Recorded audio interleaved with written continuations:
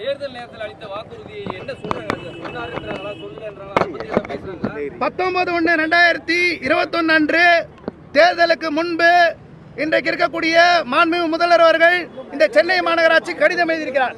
அதிலே வர்தா புயலில் இருந்து கொரோனா காலத்திலிருந்து இந்த மக்கள் தான் உழைத்திருக்கிறார்கள். அதிலும் குறிப்பாக 80% மக்கள் ஆதி திராவிட மக்கள். எனவே எண்ணியல்லம் தொழிலாளர்களை நீதிமன்ற தீர்ப்புக்கு காத்திருக்காமல் பணி நிரந்தரப்படுத்த வேண்டும் என்று சொல்லியிருக்கிறார். தேர்தல் வாக்குறுதி எண் 285 தூய்மை பணியாளர்களை பணி நிரந்தரம் உட்பட சம்பளம் உட்பட கோரிக்கைகள் நிறைவேற்றப்படும் என்று அவருடைய தேர்தல் வாக்குறுதி எண் 285 சொல்லியிருக்கிறார்.